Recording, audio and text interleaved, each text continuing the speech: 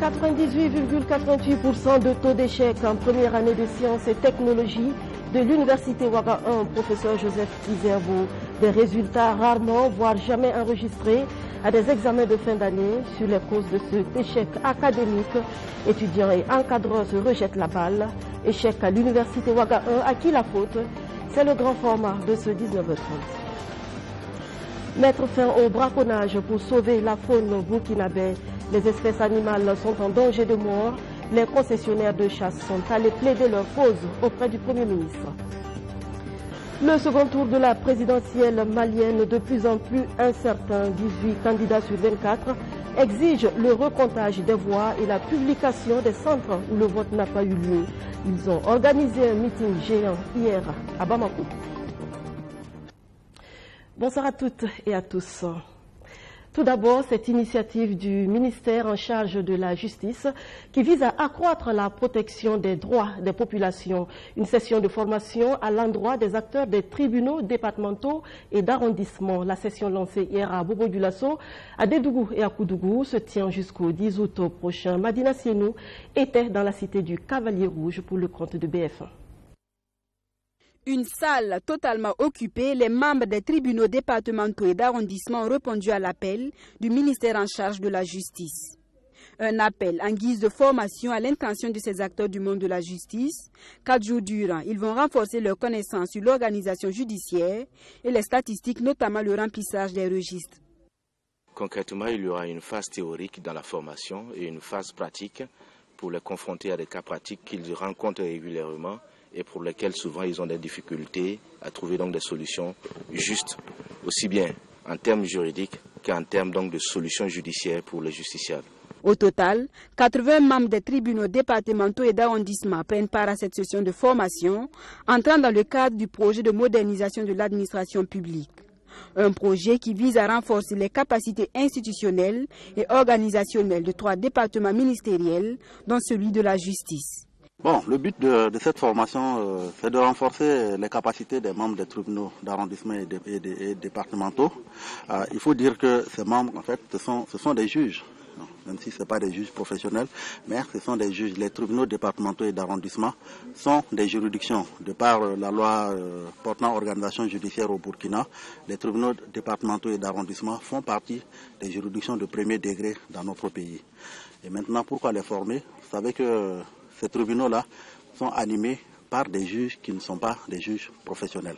Donc l'objectif de cette formation, c'est leur donner les rudiments nécessaires pour mener à bien leur mission. Donc leur mission qui consiste à trancher donc des affaires contentieuses qui leur sont soumises et ces affaires qui vont de 0 à 100 000 francs. Cette session de formation ouverte ce 7 août à Koudougou se tient simultanément à Dédougou et à Bobo-Dioulasso selon le directeur de cabinet du ministère en charge de la justice. Du 13 au 17 août prochain, ce sera au tour de Tenkodogo et de Manga d'accueillir cette session de formation à l'intention des membres des tribunaux départementaux et d'arrondissement de ces régions. À Ouagadougou, le Conseil national de la statistique a procédé vendredi dernier à l'adoption de son rapport d'activité 2017 du programme statistique national 2019-2017, faut-il le souligner, a été très fructueuse du point de vue de la réalisation des projets et de la mobilisation des ressources financières. Mamouna Takabouri. Si nous avons chaque année une annuelle statistique dans les différents domaines de la vie, c'est grâce au travail acharné du Conseil national de la statistique. C'est une assistance en fait très importante qu'on ne connaît pas suffisamment parce que toutes les analyses qui se font sur le plan économique, social, vous voyez par exemple que nous avions réalisé une enquête sur l'orpaillage, il y a un recensement qui a été fait sur les enfants de la rue. C'est-à-dire que tous ces éléments, toutes ces informations statistiques, nous en avons besoin pour analyser la situation économique et sociale du pays. Il en est par exemple du suivi des indicateurs pour la mise en œuvre du plan national de développement économique et social. Il s'agit de voir le chemin que le Burkina est en train de parcourir pour l'atteinte des objectifs de développement durable. Pour vous dire donc que c'est un travail très important qui est fait. Tous les secteurs ministériels sont représentés. La réalisation de l'enquête permanente agricole et celle sur l'emploi et le secteur informel, entre autres, sont des activités menées au titre du programme statistique national 2017. Réunis dans cette salle à l'occasion de la première session ordinaire de l'année 2018 du CNS, Les membres du Conseil veulent adopter le rapport statistique national 2017, dont le taux d'exécution est estimé à 85,5%. Ils devront aussi adopter le programme statistique national 2019 qui prévoit la poursuite d'importantes opérations statistiques, notamment le 5e recensement général de la population et de l'habitation et l'enquête harmonisée sur les conditions de vie des ménages. À cette session particulière, il y aura le bilan de 2017. Qu'est-ce que nous avons réalisé en 2017 par rapport aux prévisions? Qu'est-ce que nous envisageons faire en 2019? Nous voulons, à travers cette réunion, faire le suivi de la planification annuelle que nous faisons en matière de production statistique, afin de voir quelles sont les performances, quelles sont les contre-performances et quelles sont les nouvelles orientations que nous pouvons prendre afin d'améliorer la production statistique. Et bien sûr pour permettre aux autorités, aux partenaires et toute la population d'avoir des repères pour comprendre en fait et savoir dans quel sens évolue notre économie nationale. Mais en plus de ce rapport, il y a également le programme statistique de l'année 2019 qui est présenté, qui va être également apprécié par l'ensemble des participants. Plusieurs difficultés ne permettent pas jusque-là au système statistique national, qui doit être un instrument de suivi du plan national de développement économique et social PN2S, de jouer pleinement son rôle. Cette rencontre a donc été l'occasion pour les membres de ce conseil d'échanger en vue de trouver des solutions pour une meilleure contribution du système statistique national au suivi du PN2S. La ville de Banfora, reconnaissante à Youssef Gassoub, pionnier de la menuiserie bois dans la région des Cascades. Pour les grandes œuvres accomplies dans ce domaine, une rue porte depuis le 4 août dernier le nom de l'homme, originaire du Liban mais fortement attaché au Burkina Faso jusqu'à sa mort en 1986. Mathurin Kabouré, Arsène Konditamdi. Youssef Gassoub, immortalisé à Banfora. Depuis ce 4 août, la rue 804 porte dorénavant le nom de cette personnalité marquante de la région des Cascades. Dans les années 60, il ouvre la première scierie bois au Burkina Faso qu'il implante à Banfora. Par le biais de ce pionnier de la scierie, ce sont environ 1 million de personnes qui ont appris la menuiserie bois dans la cité du Paysan Noir, selon les témoignages de ses contemporains. Attribuer le nom de ce bâtisseur à cette rue répond à des objectifs bien précis selon le maire de la commune. Le premier objectif vise donc à poursuivre l'opération d'adressage de la commune de Banfora. En clair, répondre aux besoins du public de se situer par rapport à des éléments caractéristiques de son environnement urbain, en attribuant à ces éléments des noms de personnalités marquantes de l'histoire de la commune, de la région ou du pays. Le second objectif vise à honorer et perpétuer la mémoire de Youssef Gassoub, une personnalité d'envergure régionale, voire nationale. Une personnalité qui, selon les témoins de nombre de ses contemporains, a été toute sa vie un exemple de dévouement à la cause de ses concitoyens, un exemple de rigueur, d'abnégation, d'intégrité, de probité au service de la région des Cascades. Youssef Gassoub, homme de probité, travailleur acharné et humaniste engagé aux côtés des populations de la cité du Paysan Noir, les substantifs pour qualifier cet homme ne manquent pas. Il a su de son vivant transmettre ses valeurs à ses descendants qui ont su entretenir la flamme et aujourd'hui lui sont très reconnaissants. C'est un honneur qui a été fait à mon grand-père. C'est vraiment une marque de reconnaissance à l'œuvre qu'il a réalisée dans la cité des Paysans Noirs. La première industrie de bois du Burkina, et il s'est installé à Banfora parce que c'était la ville qui était la mieux appropriée pour cela. Et de là, il a voulu former 2 ébénistes qui, après, en 2016, après plus de, on va dire, 50 ans pratiquement, il y avait plus de 1000 menuisiers à sa fermeture. La désormais rue Youssef Gassoub se situe dans le secteur numéro 1 de la commune de Banfora. Elle s'étend de la gare routière de la ville, longe la scierie qu'il a fondée, jusqu'à la rue Sagnon. À la fin de la cérémonie, les autorités de la région des Cascades ont procédé à une plantation d'une centaine d'arbres aux abords de la rue fraîchement baptisée. De Banfora, nous mettons le cap sur Zorgo. Le centre de santé et de promotion sociale de cette commune du Ganzourgou vient de bénéficier d'un important lot de matériel médico-technique. C'est le groupe américain VistaBank qui a posé cet acte de solidarité. Abdoulaziz Saré Madina Sino. Plus de 700 appareils médico-techniques et des consommables médicaux. C'est un don du groupe bancaire américain Vista Bank au district sanitaire de Zorgo dans le Ganzourgou. D'une valeur de plus de 300 millions de francs CFA, ce don vise à permettre aux populations de la province d'avoir accès à des soins de qualité. Mais la motivation, le ministre l'a dit, c'est d'essayer de contribuer à l'amélioration de la santé de la population. Si vous avez une population qui est en bonne santé, évidemment, il contribuera à l'économie et à l'essor et au développement de la région. Et avec les conseils du chef de l'État, les conseils de mes collaborateurs et de ma famille, on a décidé de contribuer modestement à améliorer la santé de la population à Zorgo et du Ganzourgou. L'idée, en fait, c'est de faire de Zorgo un centre d'excellence. Et comme l'a souligné tout à l'heure le ministre Bougouma, Zorgo est devenu émergent, sera émergent. Et on espère que les autres villes, les autres populations pourront aussi venir se faire soigner à Zorgo et profiter en fait de ce don. Appareils de diagnostic, des glucomètres et bien d'autres.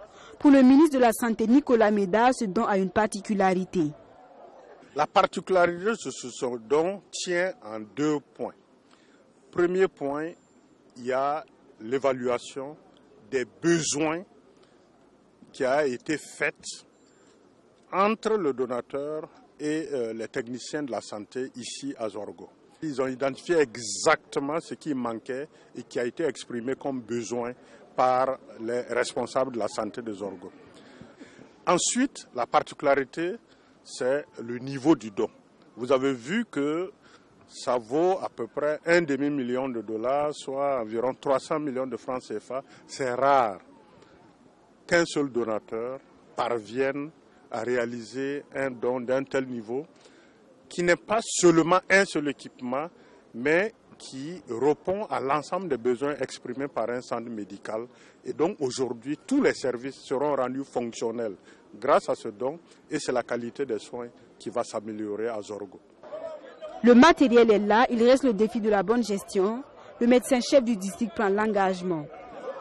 Oui, nous avons déjà mis en place un comité de gestion composé donc des membres de la mairie, du donateur et aussi donc du CMA, plus certains du ministère de la Santé. Et ensemble, nous allons voir qu'est-ce qui va sortir, qu'est-ce qui est utile pour telle formation sanitaire. Et nous avons aussi envie de contacter des prestataires qui vont venir pour l'entretien et la maintenance de ce matériel, que ce soit la maintenance curative ou la maintenance préventive. Natif de Zorgo, le président du conseil d'administration du groupe Vista Bank prend l'engagement d'aider sa commune à construire un 2e district sanitaire. La faune du Burkina Faso, je vous le disais dans les titres, est menacée. Les zones de chasse sont en proie au braconnage. Et si rien n'est fait, prévient le royaume du Trophée, reçu en audience ce matin par le Premier ministre, ça sera la fin pour les espèces animales. Madina Sino. La faune du Burkina Faso est classée première de la sous-région ouest africaine, selon le consortium des concessionnaires de zones de chasse, pêche et tourisme de vision. Ce rang pourrait être menacé si des mesures adéquates ne sont pas prises pour limiter le braconnage. Au nombre de ces mesures fortes, cette visite des membres du dit consortium chez le Premier ministre Paul Kabatieba ce 8 août. Ils sont venus demander au chef du gouvernement d'intercéder pour la sauvegarde de ce patrimoine burkinabé. Les difficultés, grosso modo, sécuritaires.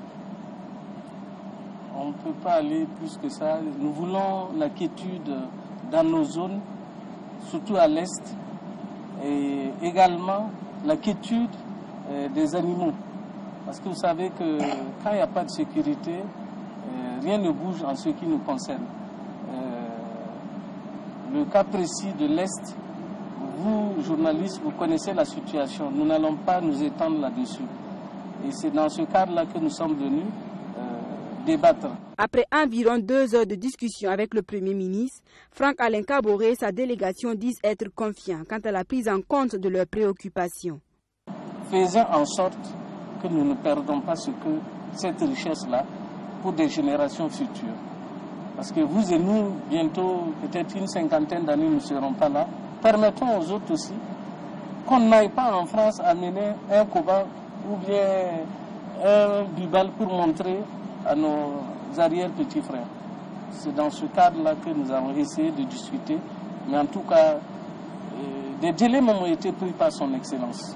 Je puis vous rassurer que nous sommes très satisfaits et que nous voyons la chose des lendemains meilleurs. À partir du 1er décembre prochain, la chasse sera officiellement ouverte au Burkina Faso et ce, pour 6 mois. Le grand format de ce 19h30 est cette question: à qui incombe la responsabilité de l'échec récurrent dans les universités publiques du Burkina? Cette année, par exemple, la faculté des sciences et technologies de l'université Ouaga 1, professeur Joseph Kizerbo, a enregistré un taux d'échec record, 98,88% de recalés à la session de juin, soit 26 admis sur 2304 étudiants. Les succès dans nos universités se font tellement rares qu'il y a lieu de s'interroger sur la situation. Luc Park-Belgem l'a fait. Sur ce tableau sont affichés les résultats de la première année en sciences et technologies L1S1 de l'UFR-SEA, l'unité de formation et de recherche en sciences exactes et appliquées pour le compte de l'année académique 2016-2017 à l'université Ouaga 1, professeur Joseph Kizerbo. Des résultats tombés comme une sentence le 31 juillet 2018. Sur 2304 étudiants, on note 26 admis et 2278 ajournés. Un calcul rapide donne un taux de réussite de 1,12% ou un taux d'échec de 98,88%. Sur les causes de cet échec d'une promotion, les explications ne manquent pas. Il y a plusieurs raisons qui expliquent cela. De un, les étudiants ils prennent les cours, ça dure avant de composer les devoirs. Parce que figurez-vous que cette promotion a fait sa rentrée le 13 mars 2017. Mais c'est en janvier qu'ils sont venus faire leur composition. Donc c'est vraiment ce qui fait que souvent, peut-être quand vous prenez les cours et l'été d'aller déposer à la maison, ça peut conduire à ce genre de résultats. Premiers arguments avancés par les étudiants, les conditions d'études qui sont loin d'être favorables à l'apprenant. La NEB, l'Association nationale des étudiants du Burkina, va plus loin. En plus des mauvaises conditions d'études et de vie des étudiants, c'est tout un système qui est pointé du doigt. Le système LMD, licence, master, doctorat. C'est en 2009 que l'UFR est rentré dans le système LMD. Donc la toute dernière promotion dans le LMD, avant dans le système classique, il y avait 2 promotions en première année. Il y avait maths, physique, chimie, où sur une population de 471 étudiants inscrits, à l'issue de la première session, il n'y avait que 148 admis, soit un taux de 30 et environ 30%. Et en MPI, c'est-à-dire maths, physique, informatique, sur une population estudiantine de 470, il y avait 110 admis à l'issue de la première session. Voilà. Ce que nous disons, voici le constat, nous sommes rentrés dans le LMD et le constat que nous faisons, comme vous l'avez si bien dit, ça veut dire 26 admis sur une population de 2304 étudiants. Le délégué ANEB de l'UFR-SEA parle chiffres à l'appui. On est passé des taux de réussite de plus de 30% du système classique à ces taux de 1% et parfois même de 0% avec le système LMD. Du côté des encadreurs, une cause et non des moindres explique ces résultats médiocres. Si l'on partage les fautes, il faut aussi dire que les étudiants aussi sont en partie responsables de tels résultats. Quand vous prenez les nombres d'inscrits, il n'y a même pas 50% qui viennent régulièrement suivre les cours. Quand vous prenez les PV, vous allez voir des zéros alignés, parce que ce sont des gens qui ne viennent même pas au cours. Plusieurs étudiants s'inscrivent simplement pour le phonaire. Une autre cause aussi est que, comme on l'avait dit au départ, la massification brutale a entraîné une non-sélection des étudiants qui viennent en SEA. Vous savez que les études en SEA ne sont pas des études faciles, mathématiques, physique et chimie. Et donc, il faut orienter des gens qui ont déjà une certaine moyenne, une certaine capacité. Ce qui ne se fait plus. Et ça, c'est dommage. Parce que, qu'est-ce qui se passe? Quand vous regardez, par exemple, les résultats de SDS, les résultats à SDS sont meilleurs. Pourquoi? Parce qu'on trie. Le professeur Batiobo ne pense pas si bien dire. L'étudiant Gamaliel Anewe Anézim fait partie des 26 admis. Il a validé son année avec 12,44 de moyenne et est arrivé dans le département de mathématiques non seulement avec la mention assez bien, mais aussi par vocation. Je suis venu, j'ai trouvé, bon, les maths c'est bon, la physique, la chimie, bon, tout c'est bon quoi. Voilà. Bon, au début même, j'hésitais entre la médecine et puis la SEA. C'est la maman qui m'a un peu obligé à déposer la médecine. Mais la SEA aussi, je trouve que c'est très bien. Voilà. Choisir les mathématiques, la physique et la chimie par dépit et avec 10 de moyenne au baccalauréat peut s'avérer fatal pour l'étudiant. Les assidus au cours tirent toutefois leur épingle du jeu.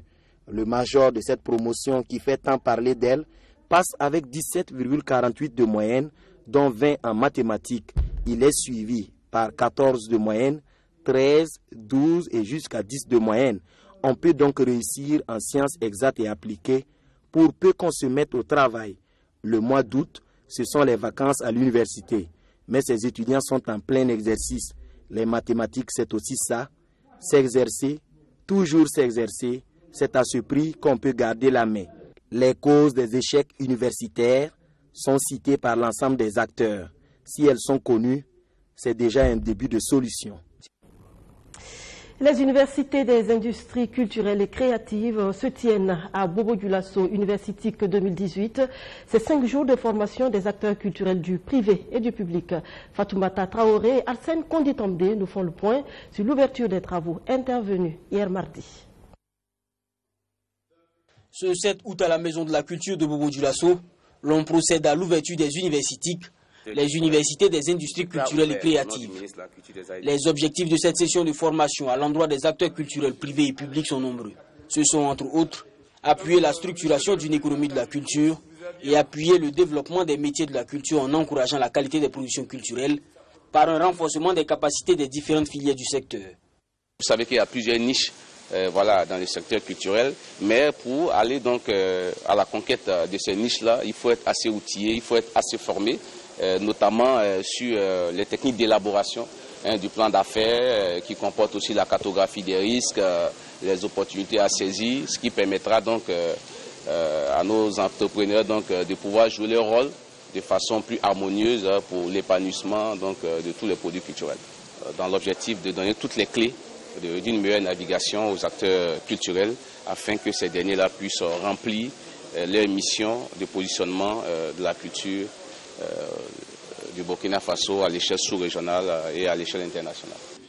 Pour cette 4e édition des universités, le nombre de participants est beaucoup plus réduit par rapport aux éditions précédentes.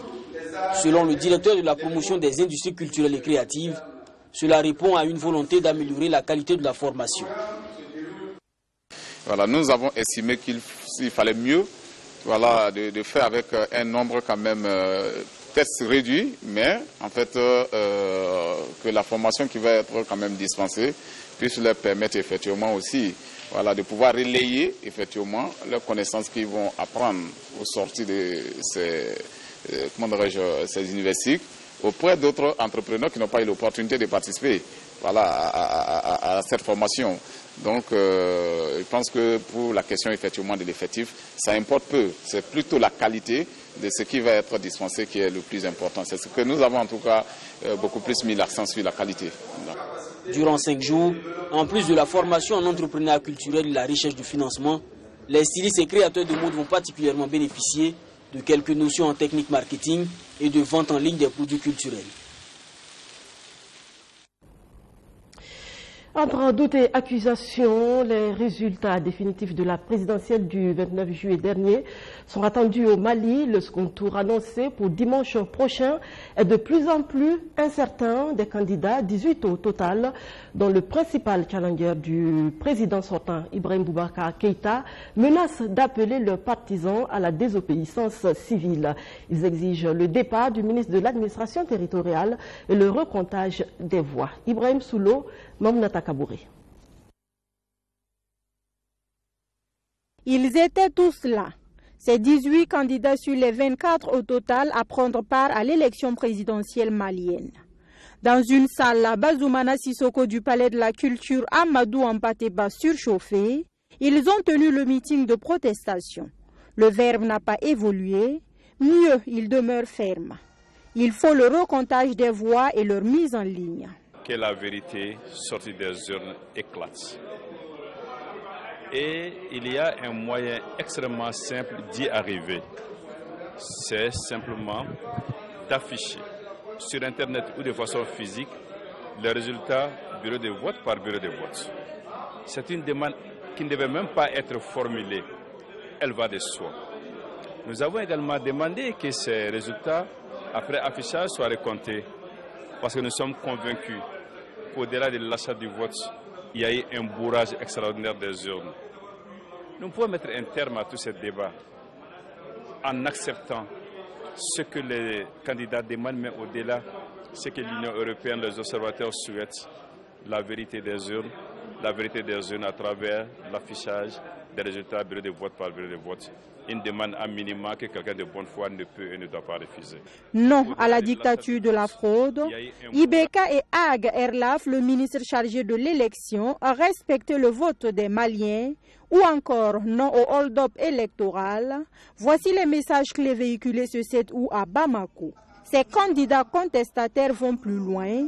C'est la désobéissance civile qui est envisagée.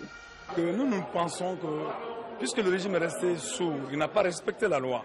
Parce qu'à mon avis, en démocratie, la force d'un régime, la force de la démocratie, c'est le respect des lois et d'accepter que les lois soient impersonnelles. Mais tordre le cou à la loi, marcher sur la loi, ne peut pas être accepté de la part de ceux qui sont chargés du respect de la loi. Alors donc, ce point de vue, en démocratie, la légitimité est avec le peuple. La légalité, lorsqu'elle n'est pas respectée, la légitimité doit se faire prévaloir. Nous sommes dans notre constitution, nous disons clairement que le peuple malien a droit à la désobéissance civile. Le peuple malien a droit à la désobéissance civile. C'est dans notre constitution. Alors donc nous allons requérir les voix du peuple malien par rapport à ce qui vient de se passer pour qu'il puisse exprimer son point de vue. L'autre message adressé aux organisateurs du scrutin, c'est de tout faire pour éviter une violence post-électorale. Un appel à lancer aux autorités du Mali. Écoutez votre peuple, acceptez le résultat des urnes.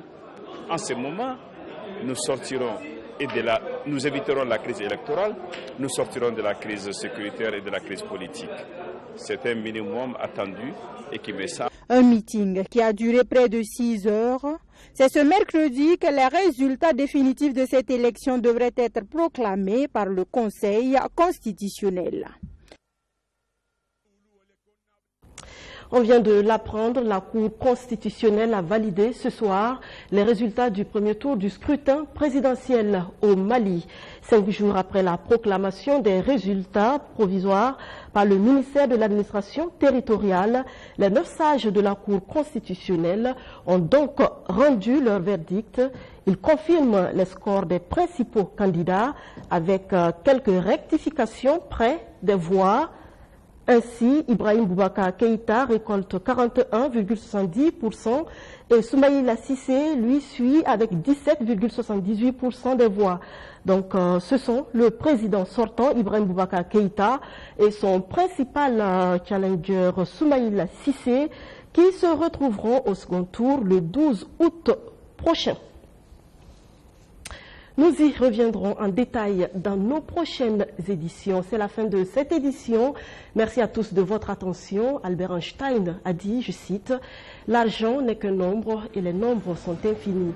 S'il vous faut de l'argent pour être heureux, sachez que votre quête du bonheur ne finira jamais. » Fin de citation. L'argent a son importance dans la vie, mais ce n'est pas une fin en soi. Le bonheur, c'est d'être reconnaissant pour ce que nous avons et qui n'a pas de prix. Le souffle de vie, la santé, l'amour. Merci encore et à demain.